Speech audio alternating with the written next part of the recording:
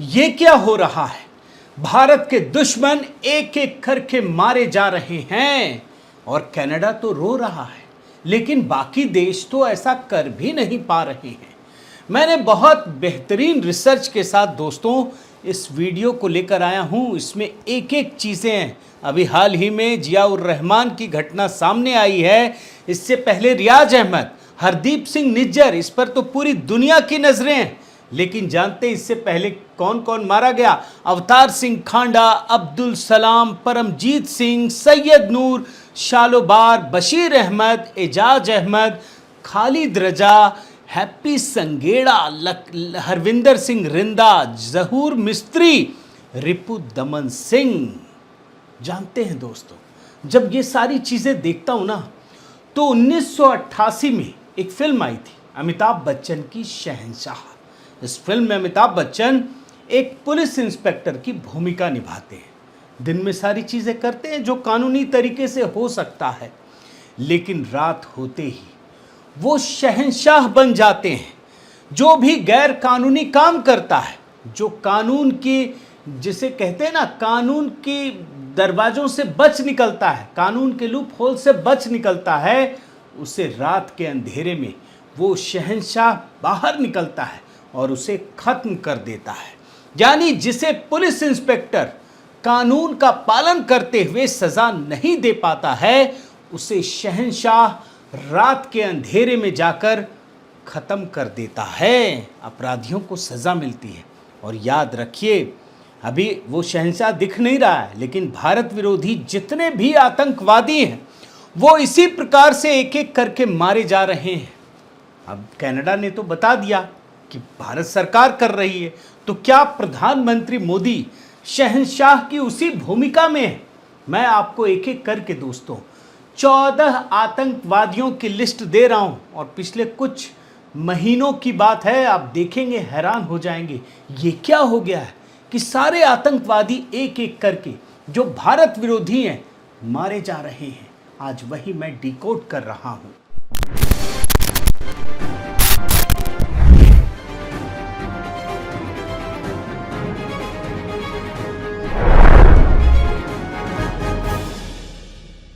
साथियों नमस्कार, मैं हरिश्चंद्र पांडवाल। हरदीप सिंह निज्जर के मामले में अभी कनाडा का सुर जरा मध्यम ही पड़ा था कि पाकिस्तान से एक बड़ी खबर सामने आ गई, और मैं सीधे आपको खबरों पर लेकर चल रहा हूं एक एक करके इस टाइमलाइन के साथ। आप ग्राफिक्स देखिए, खबर देखिए, आपको अंदाजा होगा कि ये नया भारत कर क्या रहा है। मोदी सरकार के नेतृत्व में कौन कौन सी चीजें हो रही हैं। अभी खबर आई दोस्तों कि पाकिस्तान में भारत का एक दुश्मन ढेर हो गया। ये दुश्मन आतंकवादी कामों को अंजाम देने में माहिर था, और इसका नाम क्या है जानते हैं? मौलाना जियाउर रहमान।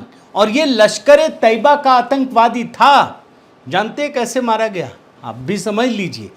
पाकिस्तान के कराची में गुलिस्तान-ए-जौहर पार्क के पास जब वो शाम को टहल रहा था, तो मोटर बाइक पर सवार 2 लड़कों ने ताबड़तोड़ फायरिंग कर इसकी हत्या कर दी। अब जैसे ही जियाउर रहमान की हत्या की खबर आई दोस्तों, पाकिस्तान की जो खुफिया एजेंसी है ना, ISI, उसके हाथ पांव फूलने लगे, फूल गए। जो भारत को आतंकी हरकतों से थर्राने की साजिश रचता है, उसके ही लड़ाके मारे जा रहे हैं, उसी के घर में मारे जा रहे हैं। वो खौफ में आ गया। अब वो कनाडा की तरह रो तो सकता नहीं है, तो करेगा क्या? उसने अपने सारे गुर्गों को सुरक्षित करने का काम शुरू कर दिया। जानते हैं, करीब 1 दर्जन से अधिक जो ऑपरेटिव्स हैं, जिसका काम आतंक फैलाना था, उसे सेफ हाउसेस में सुरक्षित करने का काम शुरू कर दिया है। और एक बात समझ लीजिए, ये भारत की बात नहीं है, पाकिस्तान की बात है। पाकिस्तान की खुफिया एजेंसी ISI और सेना को अपने ही लोगों को पाकिस्तान के ही भीतर सड़कों पर जान बचाना मुश्किल हो रहा है। और ये जो पाकिस्तान में भारत विरोधी आतंकवादी है ना, जानते हैं क्यों मुश्किल में है? जब से अफगानिस्तान में तालिबान की सरकार बनी है, यानी जो पाकिस्तान अफगानिस्तान में तालिबान की सरकार बनने के बाद खुश था, कि भारत में और आतंकी गतिविधियों को फैलाएगा, वो बदल गया। ये मोदी सरकार का कमाल है दोस्तों कि अफगानिस्तान को मोदी सरकार ने ऐसा समझाया कि अब भारत सरकार की जानकारी पर वो पाकिस्तान के भीतर लश्कर तैयबा और जैश ए मोहम्मद के खिलाफ कार्रवाई करेगा। और इसी खुफिया जानकारी को पुख्ता और सटीक करने के लिए भारत ने अपने ताज़ा बजट में खुफिया सूचनाओं को एकत्रित करने वाले ग्रिड का बजट 108% तक बढ़ा दिया है ना मजेदार खबर। अब मैं आपको थोड़ा आगे लेकर चलता हूं। देखिए, जियाउर रहमान से 3 हफ्ते पहले आप ग्राफिक्स देखिए, पाकिस्तान अधिकृत कश्मीर में भी जबरदस्त जलजला आया। यहां लश्कर तैयबा के आतंकवादी रियाज अहमद उर्फ कासिम की हत्या हो गई। और रियाज को जानते कहां मारा गया? मस्जिद के अंदर अज्ञात आतंकवादियों ने मार गिराया। यह ढांगरी हमले का मुख्य साजिश करता था। राजौरी जिले के ढांगरी गांव में आतंकवादियों द्वारा की गई अंधाधुंध गोलीबारी में दोस्तों 7 लोगों की मौत हो गई थी, 13 लोग घायल हो गए थे और उसी का ये मुख्य साजिश करता था। और पीछे जाइए, अब सबसे बड़ा मामला हरदीप सिंह निज्जर का पूरी दुनिया जानती है। जून में ही खालिस्तानी आतंकी हरदीप सिंह निज्जर की कनाडा के गुरुद्वारे के पास हत्या हुई और इसके ऊपर निज्जर के ऊपर भारत सरकार ने 10 लाख रुपए का इनाम घोषित किया था। और ये तो पहला मामला है दोस्तों जिसमें कनाडा के प्रधानमंत्री जस्टिन ट्रूडो ने ही कह दिया, आरोप लगा दिया कि भारत की सरकारी एजेंसियां इसमें उनका हाथ है, सबूत नहीं दे पाए। ये तो शहंशाह है ना, जो रात में निकलता है, सुबह वाला पुलिस वाला नहीं है, कुछ नहीं दे पाए। यही तो है शैली दोस्तों कि सारे भारत विरोधी आतंकी मारे जा रहे हैं। इस पर तो मैं अलग से वीडियो भी बना चुका हूं। आगे बढ़िए, जून के महीने में खालिस्तान लिबरेशन फोर्स के चीफ अवतार सिंह खांडा की मौत ब्रिटेन के एक अस्पताल में जहर से हो गई। बताइए, कोई किसी को गोली मारा जा रहा है, किसी को घर के अंदर, कहीं पार्क में, कैसे कैसे इसकी जहर से मौत हो गई। और अवतार सिंह के बारे में कहा जाता है कि इसने ही जेल में बंद खालिस्तानी आतंकी अमृतपाल सिंह को तैयार किया था और बाद में उसे वारिस पंजाब डे के नेता के रूप में पंजाब भेजा था। अवतार सिंह पर एक और आरोप है दोस्तों, अवतार सिंह ने ही लंदन में भारतीय उच्चायोग पर हमला कराया था। देख रहे हैं ना, कितने बड़े बड़े आतंकी हैं, किस किस मामले में इनका हाथ है। अभी मैं आपको कुछ और किस चीज़ें दिखाता हूं, आप हैरान हो जाएंगे। मई में ही, इसी साल की बात कर रहा हूं, लश्कर तैयबा के खूंखार आतंकी अब्दुल सलाम भुट्टावी की जानते कहां मौत हो गई? पाकिस्तान की जेल के भीतर हो गई। अब बताइए, कोई अस्पताल में मर रहा, कोई जेल में मर रहा, ये जेल में मारे गए। 2008 के मुंबई धमाकों का ये सबसे बड़ा साजिश करता है अब्दुल सलाम, इसे ही माना जाता है। और इसने मुंबई हमलों के लिए जो आतंकी आए थे ना, उसकी ट्रेनिंग दी थी। अब आप समझिए कितना बड़ा आतंकवादी था दोस्तों। और आगे बढ़िए, मई 2023 में लाहौर में खालिस्तानी आतंकवादी परमजीत सिंह पंजवड़ की हत्या हो गई। और पंजवड़ जो है ना दोस्तों, ये भारत की जो मोस्ट वांटेड की लिस्ट है आतंकियों की, उस लिस्ट में था। उसे लाहौर में घर में घुसकर गोलियों से मार दिया गया। और ये परमजीत सिंह जो पंजवड़ है, ये पंजाब के तरन तारण का रहने वाला था।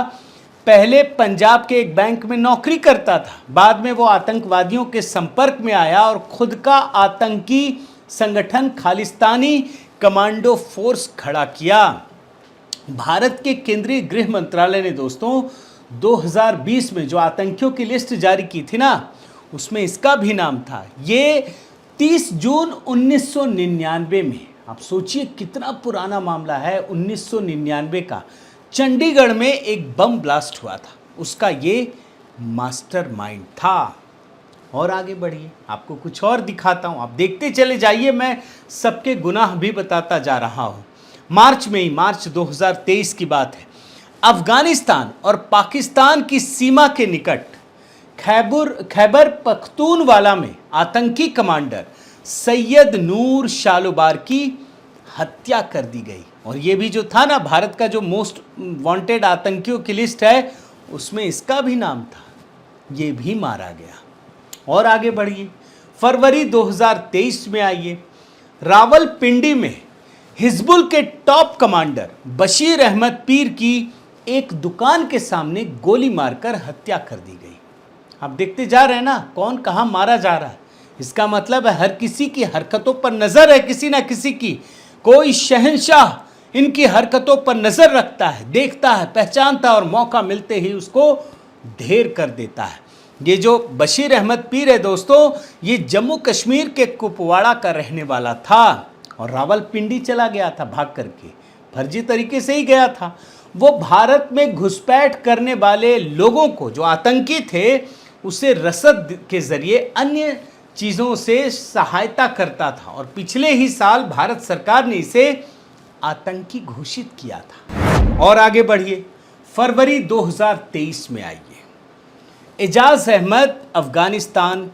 अब देखिए बड़े मज़ेदार चीज़, जो तालिबान ये उम्मीद कर रहा था पाकिस्तान की भारत में आतंकी हरकतों को अंजाम देगा, वो भारत के आतंकियों को मार रहा है। अब देखिए ना, तालिबान ने कश्मीर में जन्मे आईएसआई के आतंकी एजाज अहमद को कुनार प्रांत में मार गिराया। एजाज श्रीनगर का रहने वाला था और जनवरी में ही उसे गृह मंत्रालय ने आतंकियों की लिस्ट में शामिल किया था। उसने अफगानिस्तान में भारतीयों के खिलाफ कई हमले करवाए थे और इससे पहले ही भारत ने तालिबान को लिस्ट दी थी कि कौन कौन हमारा आतंकी है, उसमें ये भी शामिल था।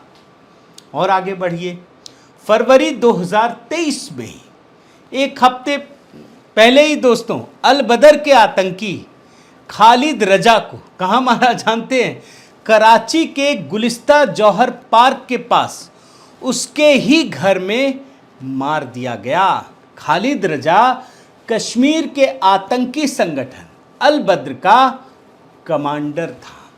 और आगे बढ़िए, नवंबर 2022, फ्रांस, हैप्पी संगेड़ा। इसी महीने हैप्पी संगेड़ा नाम के खालिस्तानी आतंकी की फ्रांस में हत्या कर दी गई। वो खालिस्तान के नाम पर आतंकवादी गतिविधियों को अंजाम देता था और हैप्पी संगेड़ा पर दोस्तों ये आरोप था कि वो खालिस्तानी गतिविधियों के साथ पंजाब के कई इलाकों में रंगदारी का धंधा भी चलाता था। इसके पहले की एक और घटना देखिए, नवंबर 2022 में लाहौर में भारत का मोस्ट वांटेड आतंकी हरविंदर सिंह रिंदा की जो मौत हुई, जानते कैसे हुई? ये भी आश्चर्य होगा। अब लगेगा भैया ड्रग्स की ओवरडोज के कारण हुई। किसने मारा, क्या मारा, आप सोचिए ना, लेकिन ड्रग्स लेने के कारण इसकी मौत हो गई। हरविंदर सिंह रिंदा पंजाब में हत्याओं और आतंकवाद को बढ़ाने की योजना बनाने वाला मुख्य आतंकवादी था। कई मामलों में यह नामजद था दोस्तों, गोली चलाने के मामले में। और गैंगस्टर से आतंकी बना रिंदा आईएसआई का पिट्ठू था, जो आरोप लगाया जाता। और ये तो मैं मीडिया रिपोर्ट देखकर बोल रहा हूं दोस्तों। और आगे बढ़िए, मार्च 2022, पिछले साल मार्च के महीने में भारत के मोस्ट वांटेड आतंकवादी जहूर मिस्त्री उर्फ जाहिद अखुंद की हत्या कर दी गई और इसकी हत्या कराची में गोली मारकर की गई। यह आतंकवादी कौन था जानते हैं? मैं बताऊंगा ना, आप हिल जाएंगे। 1999 में IC 814 विमान का अपहरण किया गया था। और जानते हैं दोस्तों, जिन लोगों को याद होगी ये घटना, पूरा देश सिहर गया था, पूरी दुनिया टकटकी लगाए देख रही थी। 8 दिनों तक कई लोगों को, सैकड़ों लोगों को बंधक बना लिया गया था। बाद में इस विमान का अपहरण कर अफगानिस्तान ले जाया गया और जहूर मिस्त्री उर्फ जाहिद अखुंद ही वो आतंकवादी था जिसने विमान के भीतर एक यात्री जिसका नाम था रुपेन कात्याल, उसकी चाकू मारकर हत्या कर दी थी। इस अपहरण कांड में भारत को 3 आतंकवादियों को, जो खूंखार आतंकवादी था, अफगानिस्तान जाकर छोड़ना पड़ा था। भारत की बड़ी किरकिरी हुई थी दोस्तों। इस घटना के कारण भारत के लोगों को शर्मसार होना पड़ा था। ये वो आतंकवादी था। और आगे बढ़िए, जुलाई 2022 के महीने में ही रिपुदमन सिंह की कनाडा में गोली मार दी गई, गोली मारकर हत्या कर दी गई। इसका नाम 1985 में, आप देखिए ये भी बड़ा माने कितनी पुरानी घटनाएं हैं। 1985 में एयर इंडिया के विमान में धमाका कराने वालों में इसका नाम शामिल था। और इस घटना में जानते हैं कितने लोगों की मौत हुई थी? 331 लोगों की मौत हो गई थी। अब आप सोचिए दोस्तों, भारत के खिलाफ काम करने वाले ये जितने आतंकी हैं, उसकी एक एक करके जिस तरह से हत्या हो रही है, सब हैरान है, परेशान है, आश्चर्य में है कि कर कौन रहा है, कैसे हो रहा है। लेकिन आपको मैं बताता हूं कि भारत ने 2019 में पाकिस्तान के पुलवामा हमले के बाद जो पाकिस्तान की आतंकवादी की नीति है ना, उसमें रणनीति को बदला। और प्रधानमंत्री मोदी ने उस मौके पर बड़ी अच्छी बात कही थी। अगर आप नहीं जानते हैं तो आपको मैं बताता हूं। उन्होंने कहा था कि अगर पाताल में भी होंगे आतंकी तो हम ढूंढ कर निकालेंगे, उसको वहीं खत्म करेंगे। और उन्होंने एक और महत्वपूर्ण बयान दिया था, आपको वो मैं बहुत ही छोटा सा हिस्सा सुनाना चाहता हूं, आप सुन लीजिए। मैं दोस्तों इंतजार लंबा नहीं कर सकता, चुन चुन करके हिसाब लेना ये मेरी फितरत है। देख रहे हैं ना मोदी जी ने क्या कहा कि मैं लंबा इंतजार नहीं कर सकता, दुश्मनों को चुन चुन कर हिसाब लेना मेरी फितरत है। और इसीलिए दोस्तों, प्रधानमंत्री मोदी की इसी स्पष्ट सोच का परिणाम है कि आज पाकिस्तान, जिसे अमेरिका आतंक फैलाने में मदद करता था, आज वही अमेरिका पाकिस्तान को यह कह रहा है कि आतंकवाद खत्म करो, और इसके लिए चेतावनी दी जा रही है। तो कुल मिलाकर दोस्तों, एक बात आपके सामने जरूर कहना चाहूंगा। एक समय था जब भारत की सत्ता में बैठे हुए जो नेता होते थे, और खास करके मैं कांग्रेस की सरकारों के बारे में बता रहा हूं, ये हम ही लोगों को डराते थे कि पाकिस्तान के खिलाफ हम कुछ नहीं कर सकते, उसके पास परमाणु बम है, हम कुछ करेंगे तो परमाणु बम से हमला कर देगा। आज क्या है? आज उल्टा हो गया, सोच ही बदल गई। अब पाकिस्तान के हुक्मरान ये सोचकर डरते हैं कि अगर हमने कुछ किया ना तो मोदी जी जो हैं वो परमाणु फेंक देंगे। परमाणु तो खैर वो सोचते ही नहीं है, वो छोड़ेंगे नहीं, वो पाकिस्तान का नामो निशान मिटा देंगे। ये सोच बदली है, और यही सोच चीन के ऊपर भी बदली है। चीन भी अब भारत को छेड़ने की जरूरत नहीं कर सकता है। ये आप डोकलाम गलवान की घटनाओं से देख सकते हैं। लेकिन आज का भारत उससे भी आगे बढ़ गया है। अब भारत आतंकियों को चुन चुन कर बदला लेता है, हिसाब लेता है। और रात के अंधेरे में कोई एक शहंशाह है दोस्तों, जो बाहर निकलता है, जो कानूनी तरीके से तो अपना काम होता ही है, लेकिन कानून के दरवाजे से हटकर एक शहंशाह भारत के दुश्मनों को चुन चुन कर खत्म कर रहा है। और यही तो नए भारत की शक्ति है। बहुत बहुत धन्यवाद। आपसे निवेदन है साथियों कि आप मेरे इस चैनल को ज़रूर सब्सक्राइब कीजिए, लाइक कीजिए, शेयर कीजिए, कमेंट कीजिए, और इस बेल आइकन को प्रेस करना मत भूलिएगा। नमस्कार।